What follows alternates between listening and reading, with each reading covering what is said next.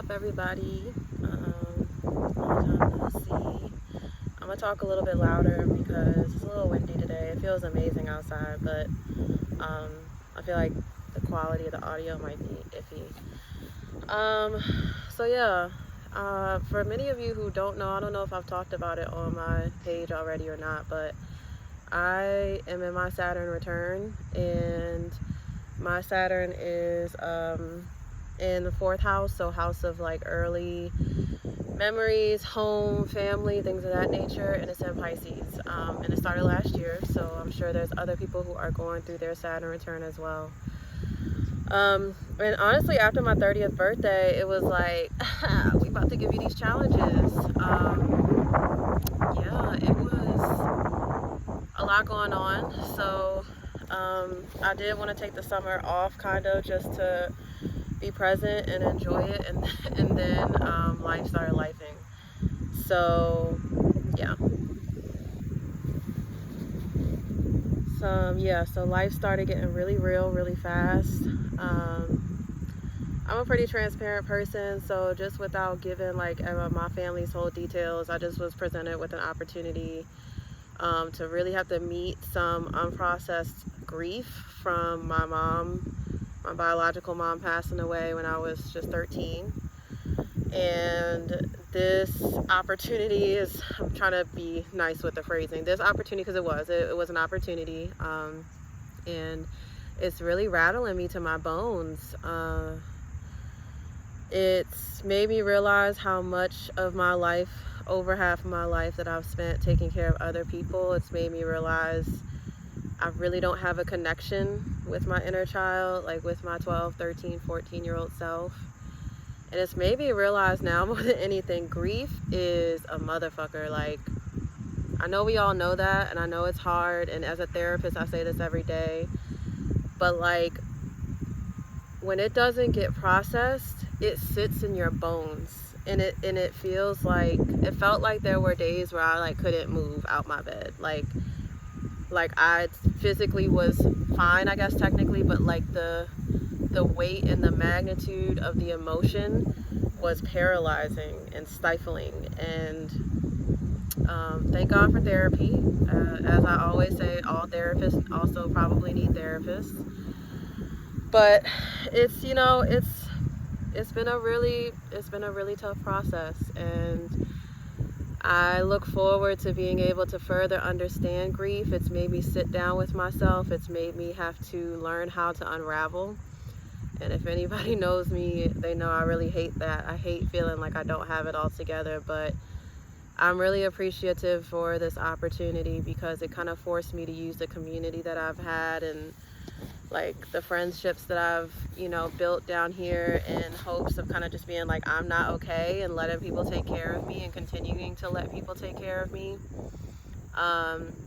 It's made me look at a lot of my early childhood interactions really differently. As a manifester, I was a hell on wheels as a child, and this experience of losing my mother really shifted who I was. I've had a really good insight recently where I realized I think a lot of my like fire and like my truth is my truth, that essence part of me, she's buried very, very, very, very, very deep within myself. I think she's there, but I'm realizing she doesn't trust that it's safe to be herself. And so that's the journey I'm on now. I feel like it's always important to share just different experiences and let people know, you know, that you're human. I tell my clients that all the time, like, before I'm anything else, I'm a human. And I walk with y'all. I walk with them in their experiences of what it is to be a human, this understanding death, understanding complicated death, right? Like death of personalities, death of parts of ourselves that aren't coming back, like the grief of that and the loss of that and what it means to process that. And so that's why I've been pretty silent on the Flowering Heart Wellness space. I came out here to do some movement. I came out here to just be with nature.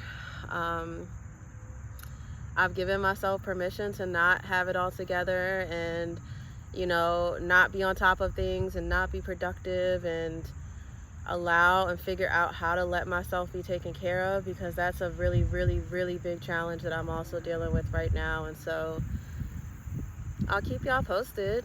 I'm excited about it. I'm kind of using this as like a vlog type of thing, but I really just came here to say, like, you know, I'm in a space where I'm letting grief mold me. I'm letting it, I kind of feel like a rock, and I feel like grief is like the ocean, and like the waves are like crashing into me, and it's forming me, it's shaping me, it's tearing me down, it's letting, and I think that's a part of the Saturn and Pisces return too, is like, I have to let it, like I have to let it tear me down. I have to let it mold me. I have to let it shift me, because those pieces aren't serving me any longer. And I'm finally okay with that. I think we all get, understandably so, like really nervous about what it means to change. But one thing about being a Scorpio, baby, that Scorpio rising, like, is understanding that that change is needed for metamorphosis. Like,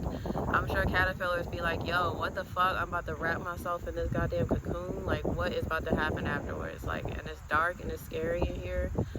But like, coming out a butterfly and getting the experience to be free. Like, imagine going from legs, just pure legs, to being able to float with the wind. Like, the lightness in that. I'm excited. So I think I'm in my cocoon phase, and I'm willing to let myself go through the darkness of that to experience the light that I know is to come. And I'll keep y'all posted on the journey. Love y'all deep.